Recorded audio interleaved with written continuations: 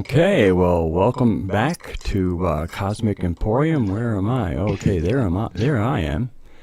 And so we haven't done the Cosmic Emporium in a while because we got to get a couple of us together. So this will be a TOTCAST, and this is going to be probably I think it's going to be one of the more important TOTCASTs. Let me introduce our friend Vern. Let me put him on screen. Hello, Vern. G'day, kia ora. So this is particularly forum oriented. Let me put my mic down a little bit. This is particularly forum oriented because this is picking up on what is a thread on Project Avalon, and that's Bill Ryan and versus Corey Goode. I forget the exact title of the thread. If I went there, I'm quite sure I could find it. It was a real hot. It's starting to cool down a little bit, but it has to do. Although, see, here's the interesting thing: we have kind of two personalities. Bill Ryan is very known in the forum world. Some people actually think he's close to the voice of God, and other people hold him in a different light. That has nothing really to do with this situation here. I think Bill Ryan is doing something really important for this alternative community. And that portion, some of us live on Facebook, but usually the people on the forum probably live everywhere. It's just whether some people in the greater social media, some of them don't use forums, but there's a fair amount of them, and the most amount of them, of any forum I've ever known, are on Project Avalon. And that's Bill Ryan's forum. And if you want to come in at any point, Vern, please, just kick in and I'll hear you. Pick it up straight away and saying that, it's in many ways it's no longer a alternative. It's not an alternative anymore. It's slipping into mainstream now. You watch the young ones; they're talking with their phones and that, and they're laughing because they know that the data is recorded, put in the bank, and maybe listened to one day or be listened to, whatever. The talk amongst the young ones, it's not an alternative community anymore. It may be a bit more alternative when you're getting into blue avians and UFOs, etc. But overall, that alternative community as a collective is now normalizing into the newer sphere for a collective mind. So really, we're starting to move away from being an alternative community to being a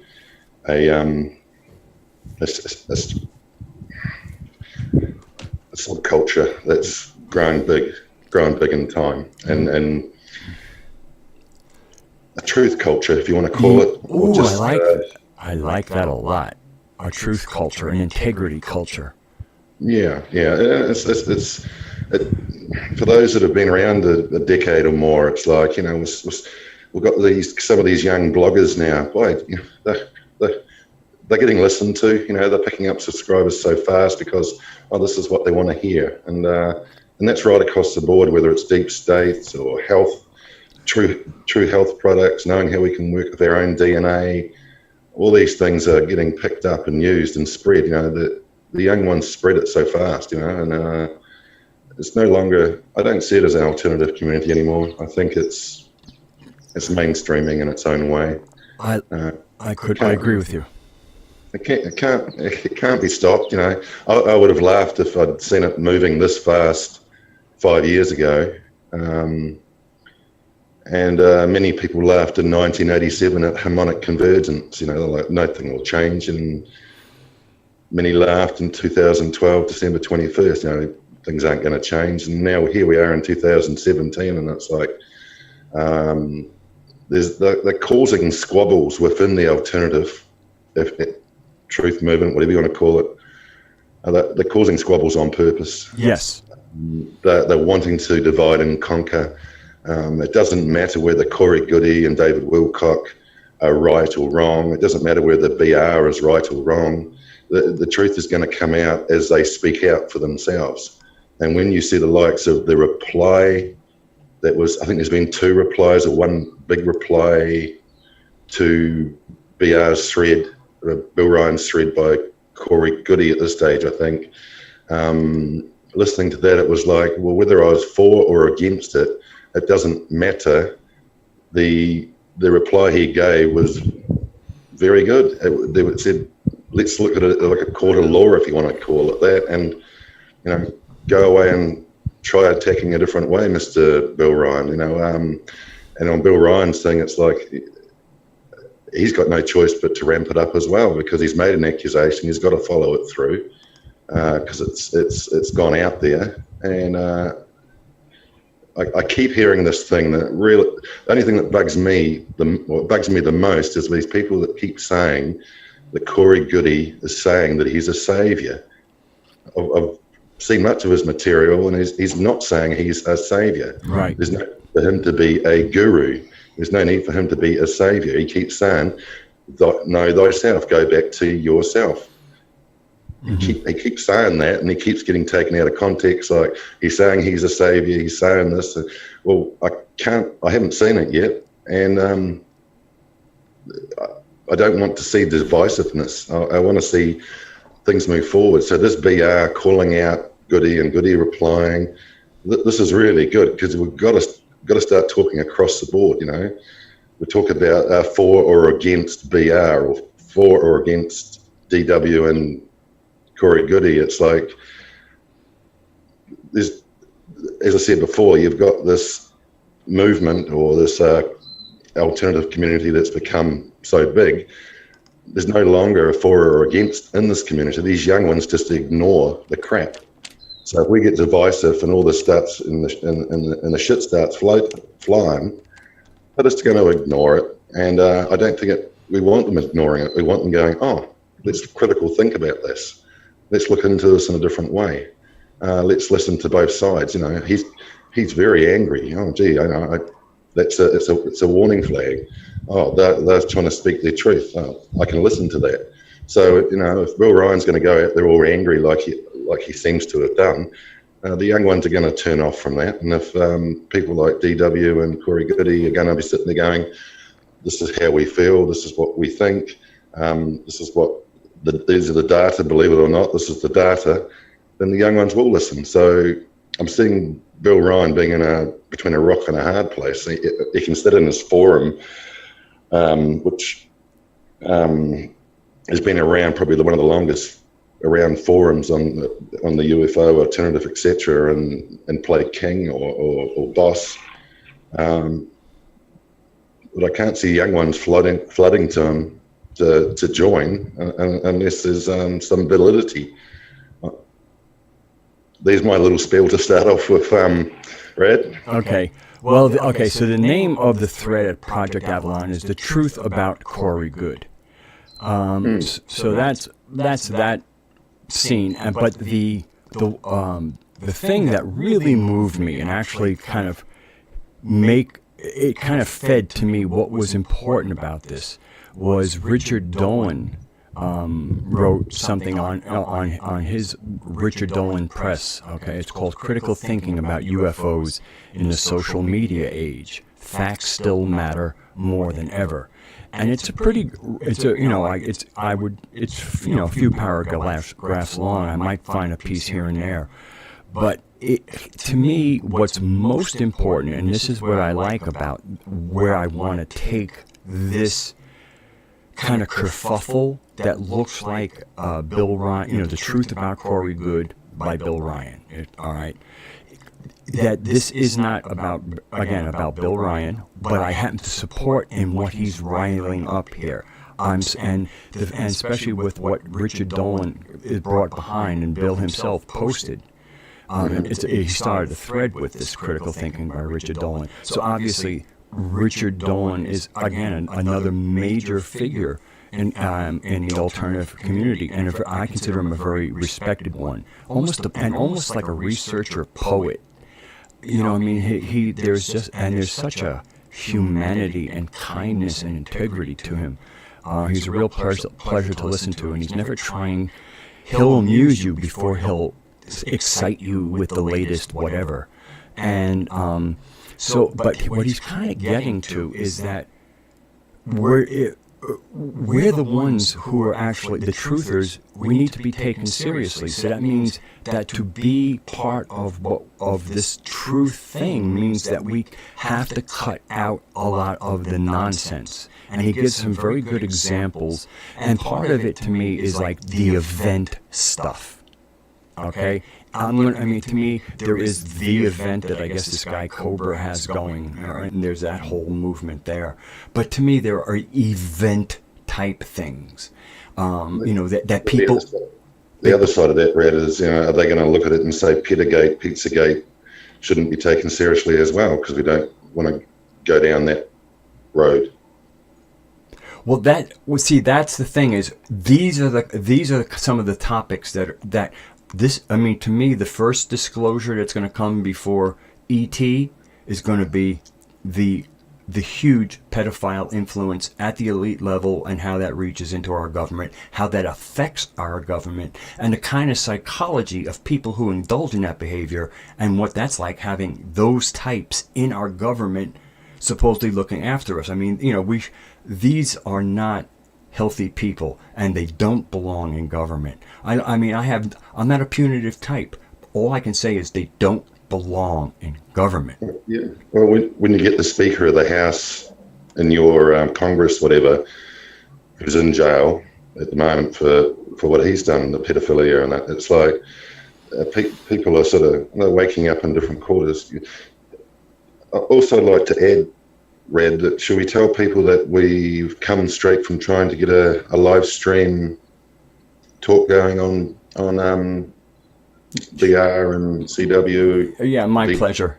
Yeah, I did try to initiate a live stream, and the name of that live stream was Bill Ryan and Corey Goode spat in the alternative community. It's still up there. I had terrible connections. I think the audio was okay, but I was so disjointed, and so it's still up there. A few people are still looking at it. It's I don't know if I'll keep it up there. I haven't had a chance to review it. You think you'll have it going by tomorrow? Beg your pardon? You think you'll be able to do it tomorrow?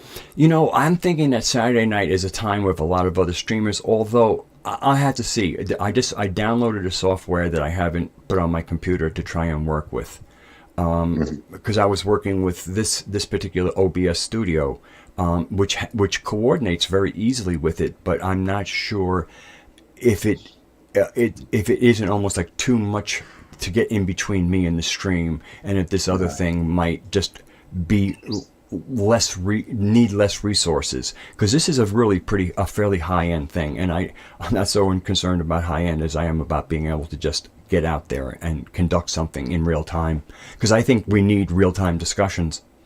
Yes. Well, it's such a big topic. It's like it'd be great if you could say, right, tomorrow at such and such a time, and I'm sure there'd be a lot more people interested in joining, I'm sure, and use this as a bit of a advertising, if you wanted to call it, for that time. But you can only do what you can do, Rad. Well, also, I have rehearsal tomorrow night. Yes. So I certainly couldn't start it at 9. If I was going to do it, it'd probably have to be something like 10 or later. That's a possibility. So, again, people, I think an email goes out when I go live, but it's supposed to, because I know I get emails from people I'm subscribed to when they go live. Mm-hmm. And when I went to log in, I think it was Irate Bear had gone live. There was a few people who had gone live. Okay. People that I pay a little bit of attention to. Can I throw a couple of things at you? Because I don't know Bill Ryan from a bar, so I've never got on to Project Avalon or joined it. So it's like I do hear on the top forum that there's a few disaffected ex Project Avalon members on it, that he's not the nicest chap, bit of an ego lad. I don't know whether that's true or not. I'm only going by what few things that are said.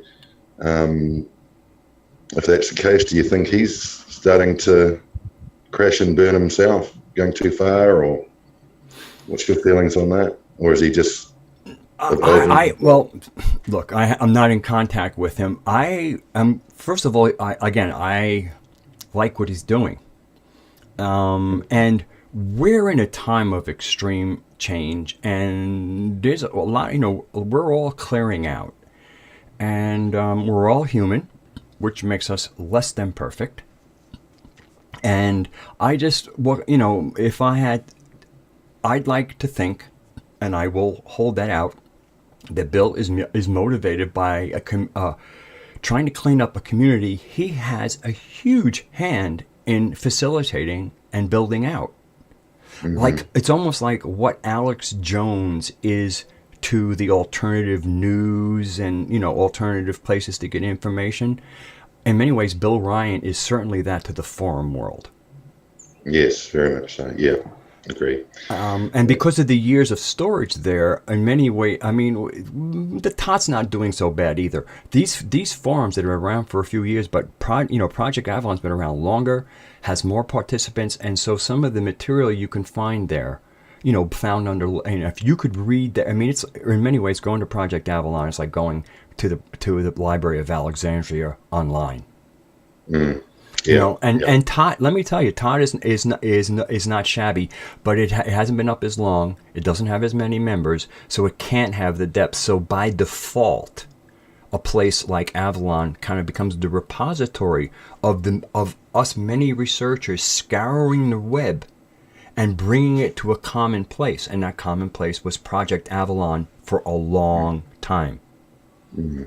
Oh, I remember joining TOT, and it was like I think I spent the first 3 days in the archive, well, way back, especially the health side of things. I wasn't so much UFO orientated. I became more UFO orientated. So it sort of, and that brings me back to Corey Goode, because it was actually on David Wilcox's site and a comment that I seen the link to get to the One Truth Forum. So that's how I actually got here, was through DW and Corey Goode thing, and I think he was actually on the top forum at the time, and that's one of the reasons I always have a wee bit more time for his information, because when I arrived there, he was obviously no wizened guru. Do you know what I mean? He was reacting to members that didn't like him, didn't like his data. He was reacting, Mm-hmm. And you see, a year later, well, he wasn't reacting. He was more cohesive. He was seeing his own triggers. Who are you speaking of? I'm talking to Corey Goode. Okay, thanks. Right, so that's when he was on the top forum before he left. I was saying, oh wow, he's quite reactive. He ain't no saint. He ain't somebody that's done 20 years of meditation or anything like that. He's your many ways a Joe average human being doing his spiritual journey like many of us, and he's reacting. But over that first year, you could see that he was actually going in, looking at his triggers, going in. Yes, I effed up that, stuffed up that, making apologies. So you knew he was doing his journey. He kept the data going. He kept doing. Many people say this. He believes what he's saying, whether he's telling the truth or not.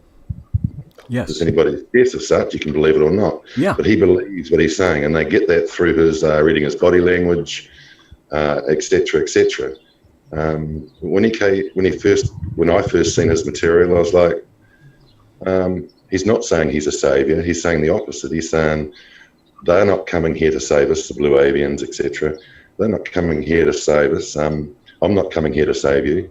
I am passing on a message that most people, you would say to me and I would say to you, know thyself, know your triggers, know who you are, be open, know your own mind, etc. He was doing that. He wasn't, to my mind, he wasn't playing a guru. He was definitely getting put in the guru status by people. People like to have their little savior. Yes, so they do that. People were making him the savior. Mm-hmm. But to this day, I haven't seen him sit there going, "I'm the savior, do what I say," or anything like that. It's sort of So things like that give somebody credibility. And on the other side of it, I keep hearing, and once again, I don't know Bill Ryan, but I keep hearing he's a... This isn't, something, Vern, this is not, if we're going to make anything about Bill Ryan, I want to make about what he's doing right now. And without any history, this is about what Bill Ryan is doing right now, and I think he's doing something important. And I think we're going to start, if Richard Dolan is kicking into this conversation, we're going to hear other voices kicking into this conversation soon. And again, I just think it's important. I just think we have to decide on what is really important. This world stinks. So to me, we're either going to be doing the fixing. What is the other what is the option to us figuring out our strategy and start getting coherent in how we're going to do things, and also kind of acknowledging, that there are certain places where we can get dependable information by people who have integrity, and if they ever do get something wrong, they retract it. And the responsible people do that. All the good guys all would retract anything. Mike Cernovich, Dave Cullen, Alex Jones. Almost anybody I can think. Myself, if I made a mistake, I'd go, or sometimes I say something in it and then I discover afterwards and I'll add it in my notes. So the whole thing is that we're trying to bring people to an informed place. And the American Constitution is a nice thing for everybody to know about how it's composed, because of the way it was built. Let me tell you, the Freemasons that put that together actually gave us something good. And if there's a little trickster energy in there, And part of that trickster energy, I feel, was what Ben Franklin says: you have a republic if you can keep it. All right. And so right now, the republic is in complete limbo. It's been put on the not applicable, in the non-applicable shelf. And the only people who can change that is the American people. And based on Donald Trump's inaugural speech, I heard a place for the people to show up. And to me, the most important thing is it's not about getting that person to do your work, but that when you do your work, you have some support for somebody who will recognize your work as being proper and not a threat to them.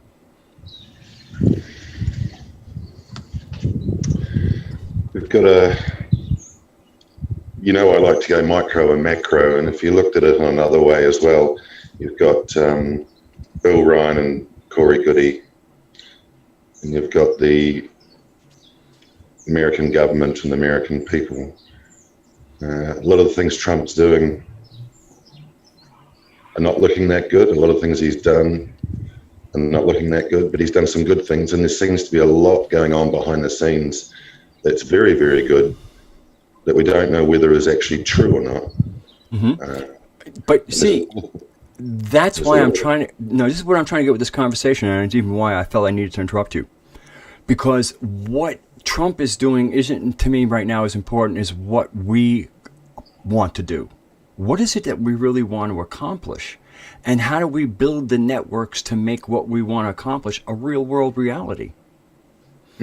And again, a big part of where we're going with this is, to me, where the bigger picture here is, when do we start taking all of this fluffery and, to me, what is distraction, as far as, when are we, if we're gonna change the world, we're gonna have to build it.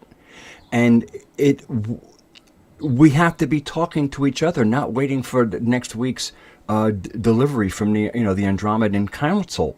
To me, the whole thing is, and if you're gonna do that, then we just need to kind of like agree to disagree and go separate ways as far as like time. I go into a meeting and I have one person who loves all this stuff, and to me, it's a waste of time. I don't want to talk about aliens and whatever. We got work to do here. If in the middle of the work some aliens like, hey, we can give you a hand, well, then I can figure out something to do with aliens. And a lot of people, I think one of the things that I've gotten in meditations, the predominant diet on this planet is one that requires countless millions of animals to suffer horrible lives. I'm not talking about the slaughtering. I'm talking about pre-slaughter. I'm talking about the lives they lead before they're slaughtered. And when they look down upon the countless, especially the ones who were considered the most civilized, doing this to very sentient beings, I got to tell you, the ones that really,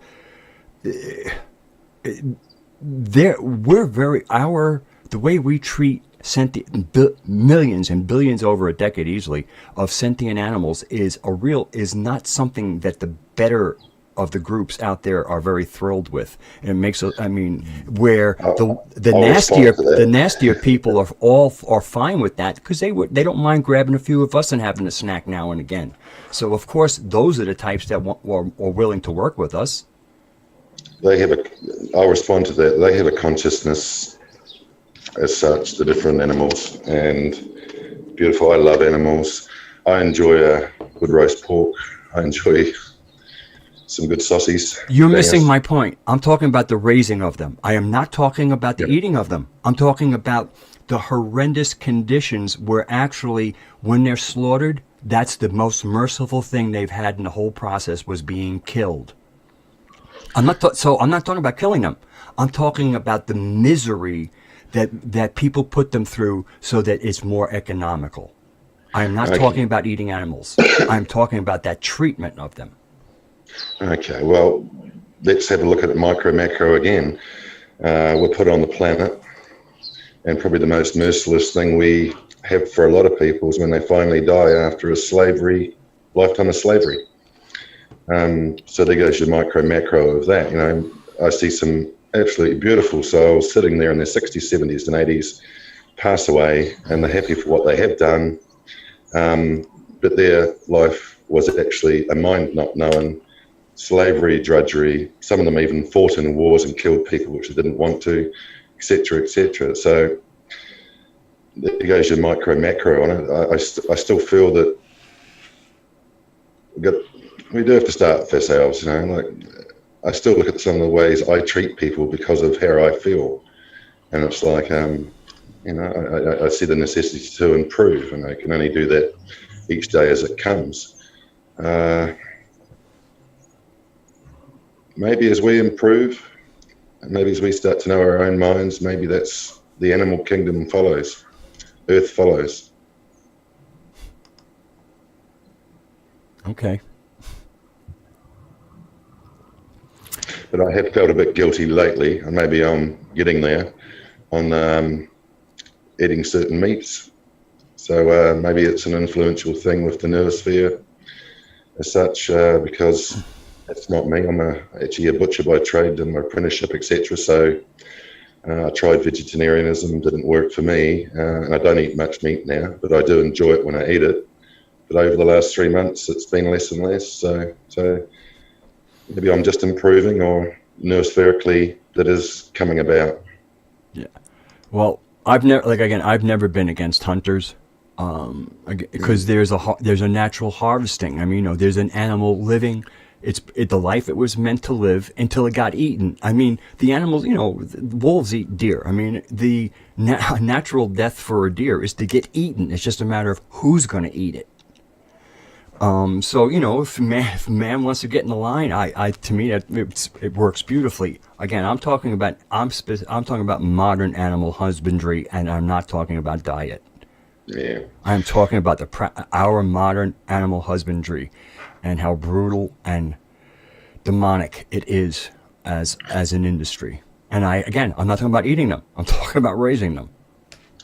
Should we go back to something like well, yes, the hunting of Goode when he first came out with his information? The what? I'm sorry. The hunting of Goode, because when he first came out, there was a massive reaction to it. Like, what's this bull? You know, this is total fabricated. This is crazy stuff. This is impossible. And he was venomously attacked by right across the board, except for very, very few. He's picked up, was it Laura Eisenhower, David Wilcock. He's picked up people, I don't like to say on his side, but he's picked up people that have been able to mirror the data or take that data on. It's a circuit. And it's become bigger and bigger. But when he first came out with this information, he was absolutely He was shot down in flames, big time, and David Wilcock alongside him. And we got to watch it on the One Truth forum. How it was pretty intense. The moderators had great difficulty in working with that. Yes, and they did a great job. They really did, because they were saying, "Hey, look, you're a member too, Corey. Assist you the best we can." As I was saying before, he was reactive. He couldn't really help himself, and it was pretty venomous stuff that was going on. There was lots of paranoia, and the moderators did a marvelous job with that. Yeah, they did. And then he, after he was gone from the forum, and he was starting to build up his profile, if you want to call it that, with David Wilcock. Then you start to see, I'll put another point in there. David Wilcock, just before the Corey Goode and himself aligned and got all the things going with Gaia, etc., David Wilcock had come out and he'd said, "I've had enough of the UFO-y stuff, the deep state stuff, and etc. I am going to just work on ascension, helping people with ascension, doing my own ascension, fully getting into the ascension and putting that data out there." And it was only a matter of a couple of weeks, and all of a sudden he's coming out with Blue Avians, Corey Goode, Spear Alliance. And I was like, where the hell did that come from? He's just finished saying that, and all of a sudden there's got this absolute fantasy, which was my first impression, of all this. So I don't know what happened. I'd love to know what happened in that time frame of probably about a month, where he went from saying, "Well, that's enough of that. I've had enough. I'm just concentrating on ascension," or maybe he's seen it as part of ascension, with helping to wake humanity up to other civilizations up there, other things. I'm not sure, but I found that fascinating for him to go from boom to boom, all in one month at the most. It was incredible, and once again, it was very interesting who was attacking him the most at that time. There was a lot of people that were so nasty that you felt like they were part of a backlash that was organised. Mm-hmm. The things like this were able to actually start coming out, so which in some ways gave it credibility in my mind to actually be open to reading it, because the backlash by so many people that could be construed as either being government shill-backed or whatever, gave it some credibility to read. So it should not be getting this much backlash. It should not be getting as suppressed as it's trying to be suppressed. So that actually gave it credibility for me to be open to read it, to look at it, to say, is this a potential, is this a possibility, is there help coming from out there in however different ways it is, because I was always of the belief that we had to do it ourselves. We're not going to get outside help. But then also, unless we asked for it. So was there enough people on earth going, for God's sake, let's have some God's help? And maybe it was coming through. So it gave it a different edge for me to look at. But maybe we need to be thankful to Bill Ryan, because he seemed to be the one that was building up Corey Goode's story, his tale. So maybe we should be thankful. Yeah, well, for me, all of this stuff is very distracting from where our power is. I mean, again, I'm a Gnostic of sorts. So for me, God is right here in and with us on our planet. Nature is one of the expressions. We are the kind of supreme expression, because we're meant to carry on the divine work in a smaller form. So for me, the help is going to come from all of us tapping into where all the answers are, and the answers are here on a planet. We don't have to go off planet. We have a representation, a break off of source with us, and so we are hooked in more than almost anybody, at least in this galaxy. We are plugged in a way that we're in her sphere. Our atmosphere is her noosphere that we share with her. And anytime we want to get involved in that, That's where the divine plan that's even coming from the Galactic Center and channeling through her and coming right up through our feet. And so that's, we're looking for, to me, a huge part of our community is still looking for answers in the wrong places, in my opinion. Well, we have to be really honest. Like, being honest is saying, like, people aren't going to stop being distracted by their sports or the energy they invest and time they invest in their sports and the Joneses syndrome, having more than the neighbour. They're not going to be distracted from that until there's something to distract them back to themselves. So that's why many people only get distracted back into themselves. The know the self journey is through a shock, through an event. When they talk about an event coming, an event's already happened. Harmonic convergence, August 16th, 17th. That was a massive event. The 11/11 window that completed after that in 1991, massive event.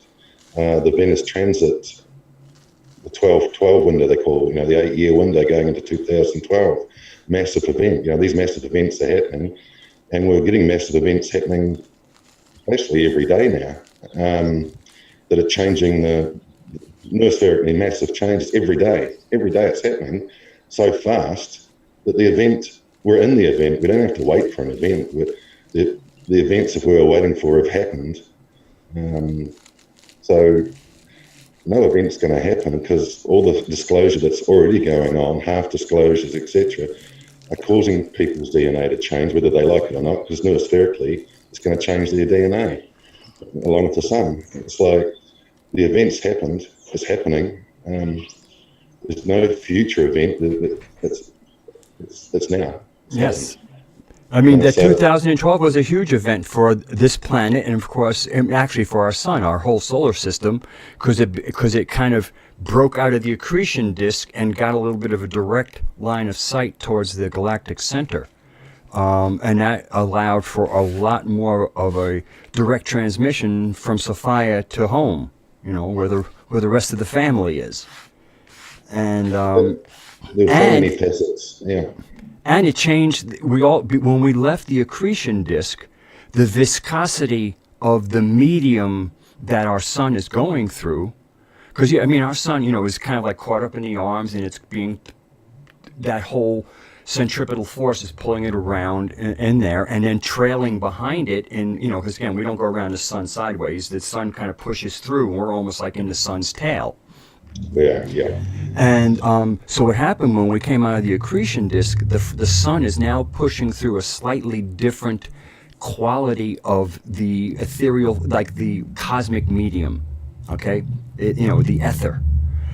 Because the accretion disk has stuff besides ether in it. That's why it's more opaque. But we've kind of come out a little bit out of the opaque into the more transparent stuff, and so that has changed what our sun is plowing through, which is affecting the color of it, because it's really glowing hot as it moves through this medium. Oh, totally. Well, I always said is 2012, 21st of December was the beginning of the 21st archetype, which was coming through Hanapku, and many call that 21st archetype. Let people know you're talking of the dream spell, please. Sorry? Just let people know you're speaking of the Mayan calendar and the dream spell. Yeah. That's what you are. A lot of the data comes from that. So the many back in time, Blavatsky, etc., also were able to align that dot with the circle around it can equate to the galactic core here. Yeah. The galactic whole, if you want to call it, where from the central sun, the templates come through to Venus, the sun, to us, all the planets. Mm-hmm. So that 21st archetype is basically a template. So if you want to look at the dream spell or the other Mayan calendars or any early belief system that ran on and taught, our ancestors, all our ancestors taught on archetypes. Mm-hmm. We didn't teach by numbers. We didn't teach by letters, etc. It was an oral tradition rather than a written one. Oh, totally. You didn't have to write anything down. Why would you? It was all you retain. Our water retains all memory of what happens. So we'd only have to, back then anyway, we'd only have to meditate, and anything that was, they would sing the songs into you, as some Indigenous people still do. So the songs are sung into you, and you remember the song, you go through the song, and you have a whole 50 books there. Yeah. Bang, you can understand it because you're neurobiologically and linguistically able to tap into your water, your blood, your DNA.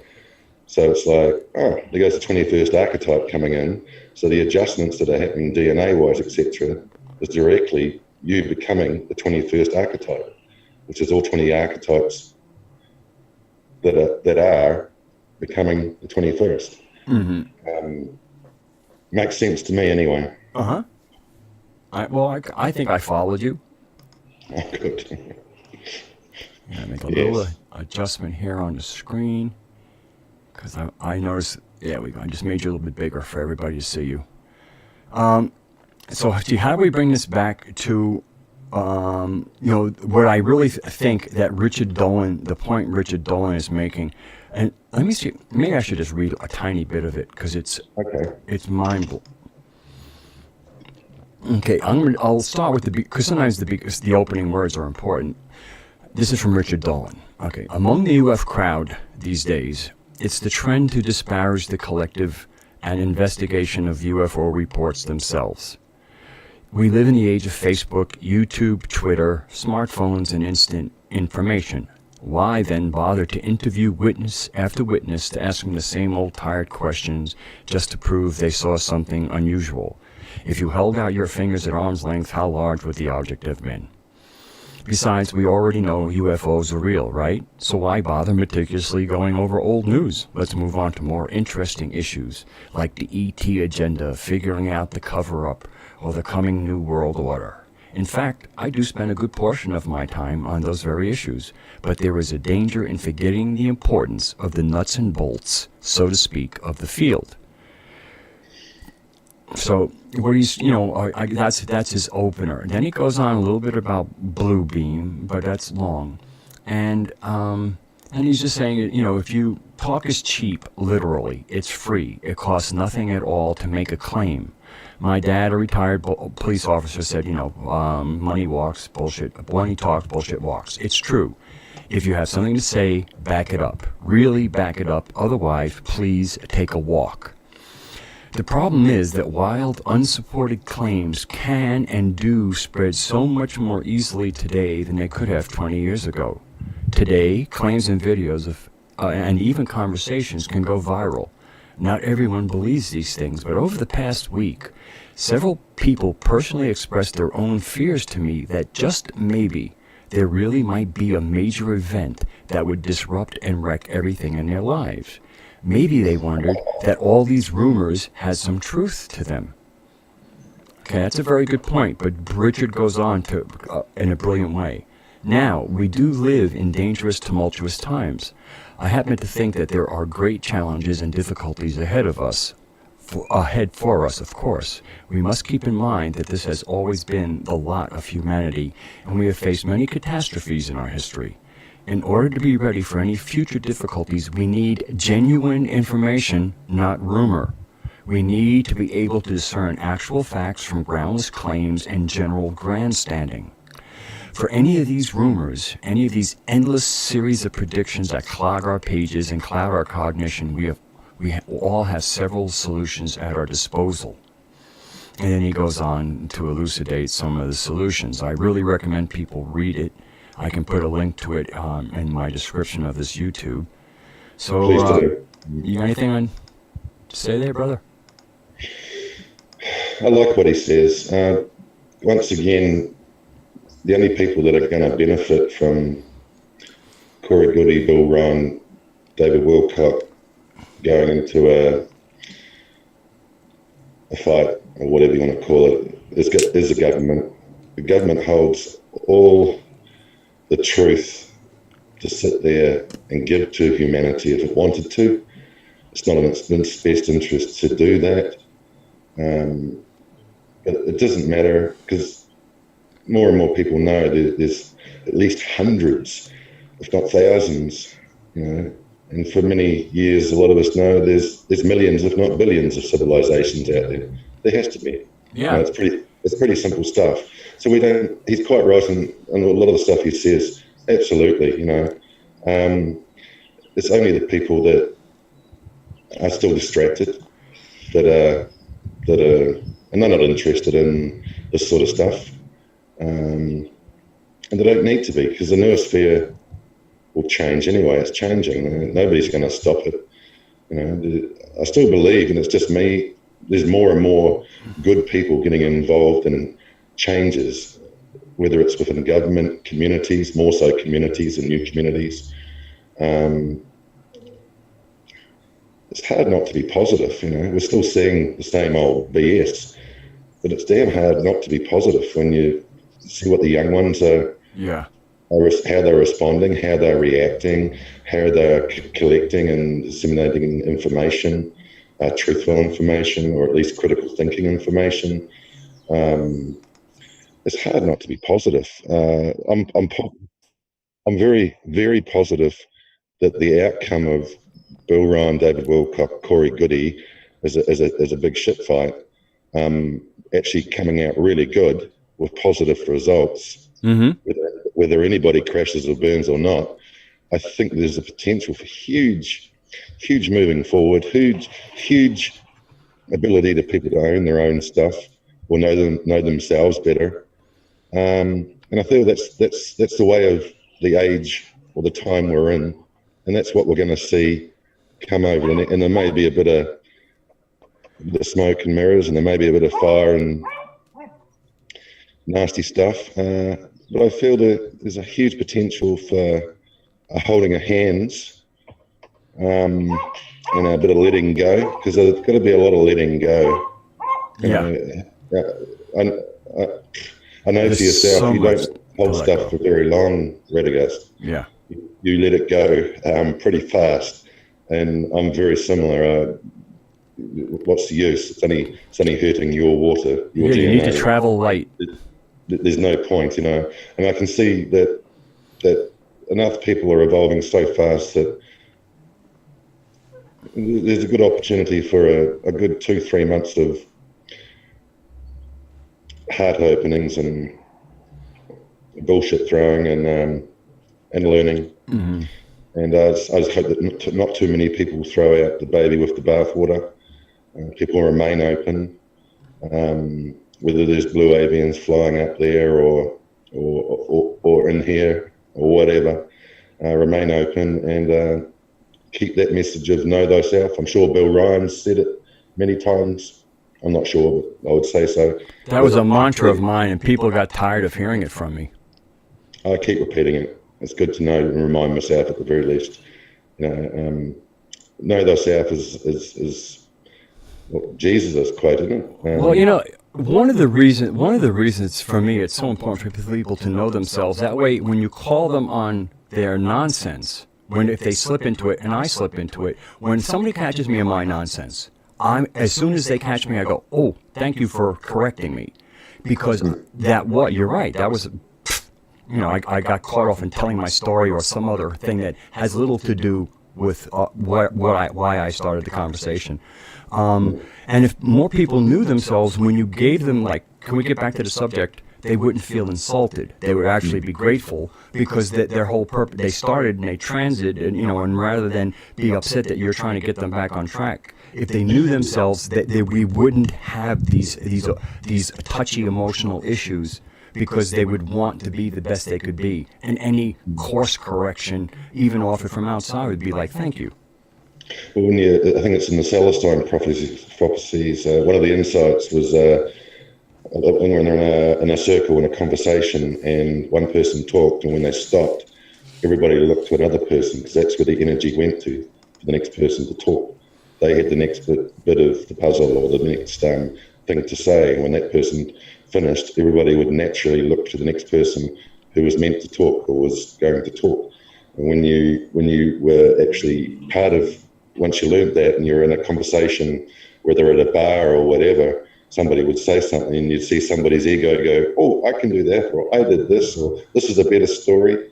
great learning that insight, and I think we're going to see a bit of that in this saga that's begun and still going, where we're going to get people not raise their hand, they're just going to jump up, triggered or ego bloating, and that's where we'll be able to see where the contestants are at. And so far, from what I've seen, Bill Ryan hasn't done very well, and Corey Goode has done very well. So I think there may even be a bigger audience created out of this, and that'd be a beautiful thing to see. Yeah. Well, I think there's going to be an attempt at some cleanup. I mean, I think Bill Ryan was one of the first people who kind of took channeled material and other kind of like very kind of questionably sourced material and moved it into a section with a disclaimer. They've done the same thing at the One Truth. There's certain places where channeled information, they say we do not, this is like not something we allow, but it's here with the proviso that, read at your own discernment. Yeah, that's great. That keeps people open. That's like, hey, sort it out for yourself. What's your intuition tell you? Is it fear-based or love-based, etc.? That was a great idea. Well done, Bill Ryan. Yes. Yeah. And so I think that right now we might be at a point where to try, if these forums are going to produce any fruit, they're going to have to start talking about something that's applicable in the real world, and it isn't just about. I mean, so many people think that everybody has to know that their version of 9/11. I mean, to me, there's two ways of looking at parsing 9/11. There's the official story, and then there is the kind of the non-acceptance of the official story. Okay, and so I would say I do not accept the official narrative, and then. Somebody go, well, what about this? I don't need to know that. I mean, I know what I smell. I know, as far as I'm concerned, what I saw happen on U.S. soil couldn't have happened on U.S. soil without it being allowed to happen. But who did what? You know what? We got to move on, man. They've already put a new building up down there. This is no time to burden people that we need to pull together with making sure they're on board with what's the latest woo-woo. I mean, we have some really, to me, the awakening spirit, the ascending spirit now is required to act in the real world. And many of us have to take back our governments. And we can't take back our governments unless we can all have we can have a dialogue with each other. And that means we're going to have to drop political affiliations. To me, let's all start the Good Idea Party. It's just like what works the most for everybody, but also having conversations with each other about not being so focused. Let's try and build a greater good and a more common world we can share together, so we don't need such separate rules. Mm-hmm. We definitely have to work with these people that are wanting division, wanting that divide and conquer, wanting to create a problem and solve the problem their way. And, the false flags being seen for what they are, the 9/11 conspiracy truth has probably opened up more people to seeking outside of themselves for the truth, and therefore, sooner or later, within themselves for the truth. When we have, India is known as a hugely spiritual country. But the corruption is rife, and they're going through as big a transformation at the moment as Russia is in Europe and New Zealand, Australia, America, Canada. There's this massive shift to knowing or seeking. There's more people seeking the truth out there than ever before, and they're finding out truth, the 9/11 conspiracy truth, which opens you up to, what does that mean? Oh my God, what else have I been told? And they start going back into themselves. So when you see the likes of India going through, I was in India just recently, and I'm like, oh my God, even from 3 years ago when I was there, the prosperity, it's just risen so much. The begging wasn't as prolific as it was last time. I was there, and more people are smiling than the last time I was there. And so I was able to say, oh, wow. And then I come back to New Zealand and I go, okay, yeah, I think there's a few more people smiling more, but there seems to be a hell of a lot more people being shocked and thrown back into themselves. And then I was sort of able to go, I can see that in India, they're already set up on a spiritual, brought up spiritually, if you want to call it that, to their gurus and stuff, saints and idols, etc. Whereas the Western world isn't, and they go and seeking, and then they have to seek within themselves, and they've got less avenues. So I think at the moment there's more avenues becoming available in Russia, the Western world, than ever before. And as more and more are coming from, have gone past that guru status, and they're actually going, well, actually, I want to save the world through people knowing themselves, and people are aligning with those groups or communities or peoples because it's a natural alignment as they're evolving and seeking within, which causes them to go and to create a bigger consciousness, which is actually not allowing for flags to be not seen. It's not allowing a conspiracy of the stage of 9/11 to not be seen. You know where I'm going? Yeah, I think so. Okay, so just to kind of bring it back to, to me, the big thing that's happening here is it's trying to clean up the airwaves.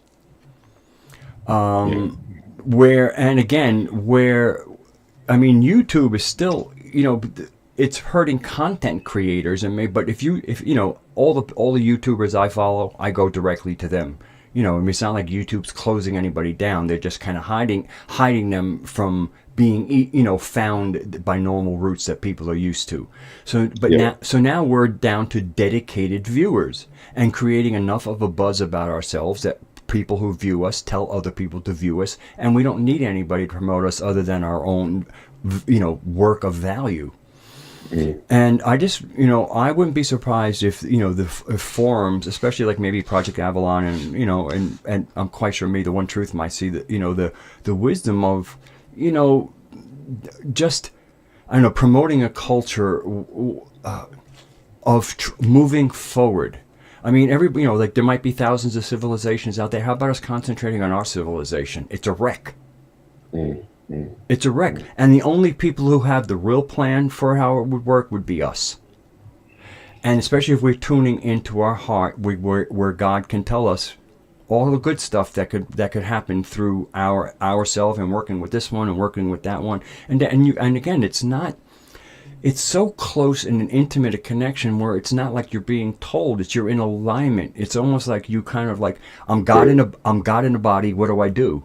You know what I mean? So, and there's people who go, oh, well, if you're a God in a body, why can't you move mountains? Because it's not part of the physics of this. It's about my consciousness. This isn't about displays of power. This is about displays of creation. What can we build together? To me, and so many of the toxic kind of concepts of what it would be like to be God kind of come out from the, let's say, the later offerings in human history from about 3,000 years ago. When there's a hell of a lot of thought pollution out there still. Yes, and a lot of people source from that place.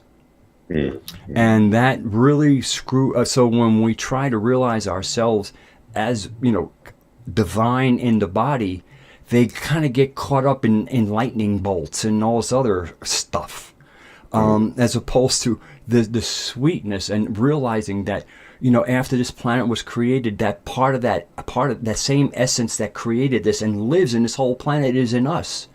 We look at nature and we see ourselves, we see the creator. There's this whole beautiful world to see, and it's covered over by laws and legislation and views of what nature is and what God is and how we're related to it. And that's the real matrix.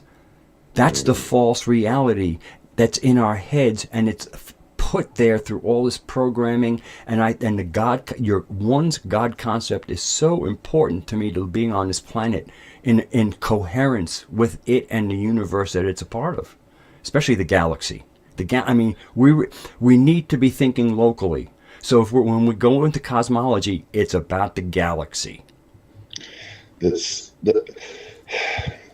everybody or a lot of people got together and just started realizing, you're saying, as a soul, we're effing amazing, and we're in this effing amazing world, this effing amazing beauty.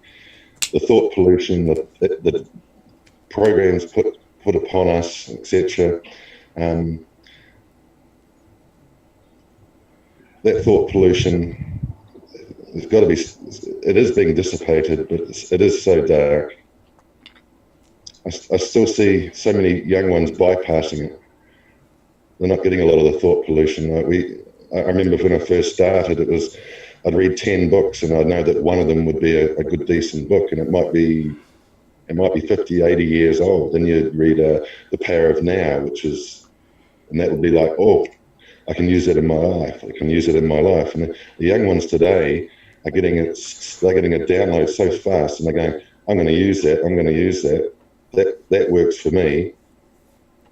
And once again, a lot of people that are younger ones, especially, they're doing these deep know thyself journeys or facets of them in days or weeks or months. You know, what took somebody 20, 30 years ago till now to get to in some facets, you know. They'll sit there and go, oh, all I have to do is be in the moment.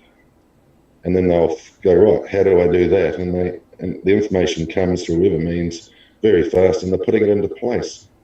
It's like you got to, basically, when you look at David Wilcock, Bill Ryan especially, Corey Goode, they're old buggers. We're older buggers. You know, it's like these young ones, they're basically not going off our coattails. You know, we were going off the coattails of previous teachers or teachers in this time, etc.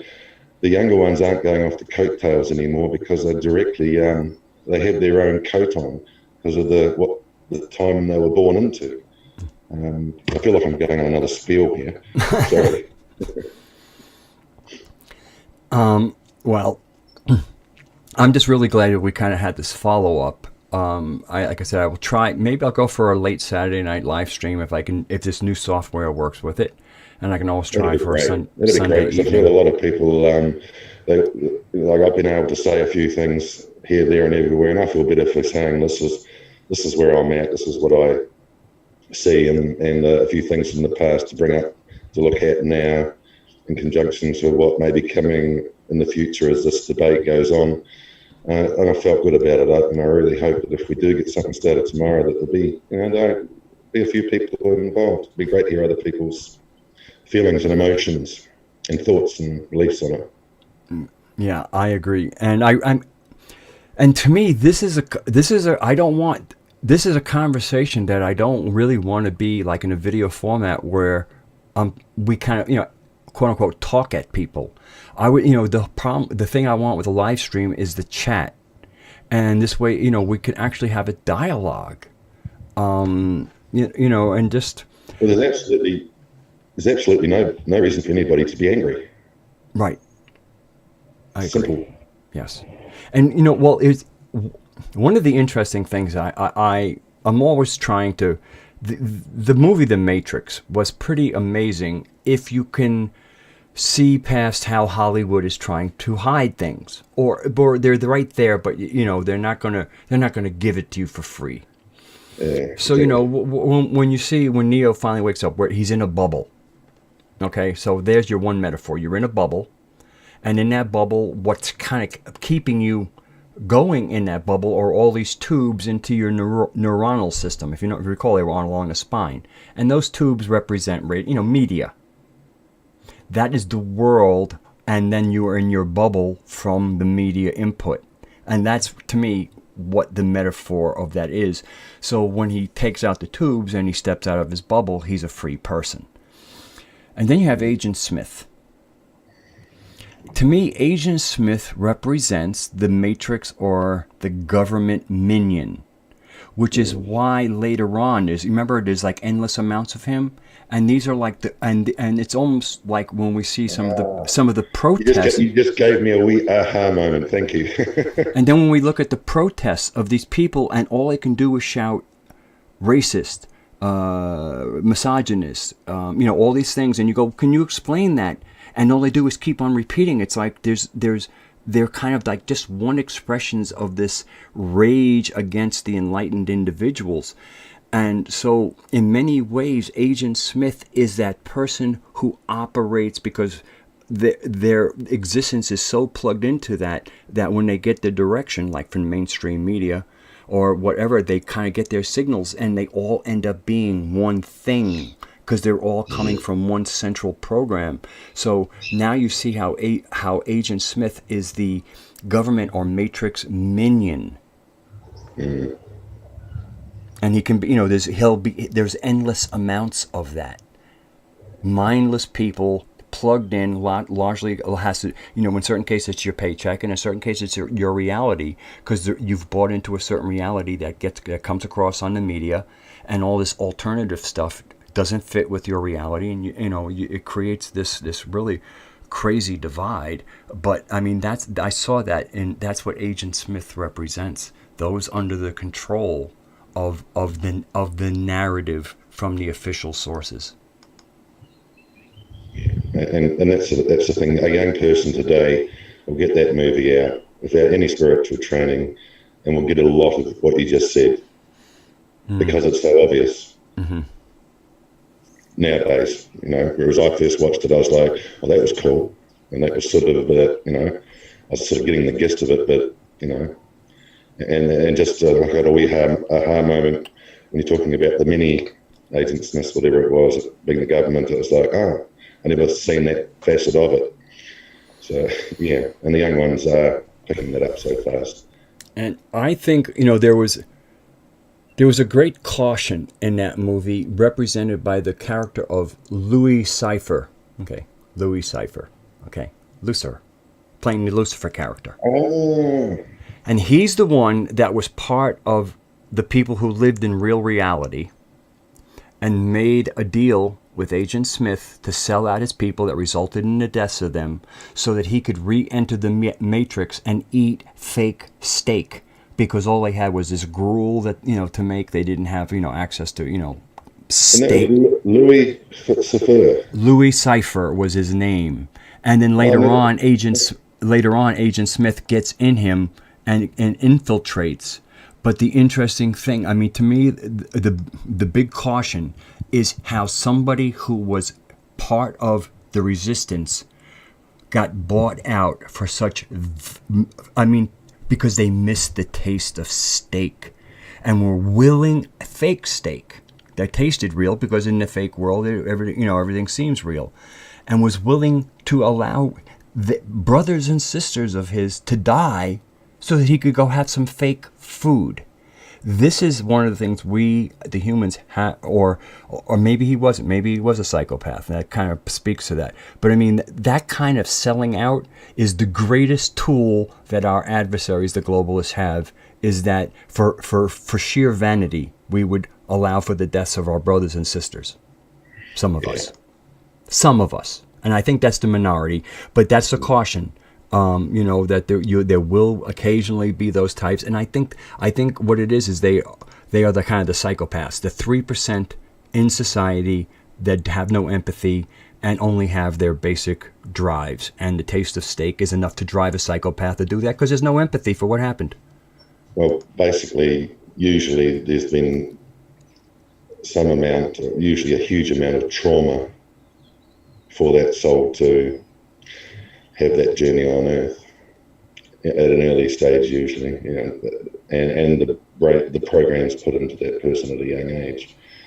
I don't think there's too many people that are born to have that journey without having the trauma after birth or during that birth 9 months. Yeah, I wouldn't even dispute that. I just, the whole thing is that there is a need, for us to practice a certain form of hygiene, amongst ourselves, and it's not so much how something gets the way it is. Once something becomes harmful to the health of the organism, one needs to be mindful. Yeah, you get a small community and they're all watching TV, and they all half them stop watching TV and the other half carry on watching TV. That thought pollution for that half of the people that are not watching, it becomes obvious their lives open up more. That's just one form of thought pollution, the mindless watching. Mm-hmm. There's always a good movie like The Matrix and some good docos, etc. But the mindless watching, which I used to do, of course, it's like, my God, there's a few thousand hours of it is crazy, isn't it? Yeah. It's crazy, and you're brought up for, you don't know any better.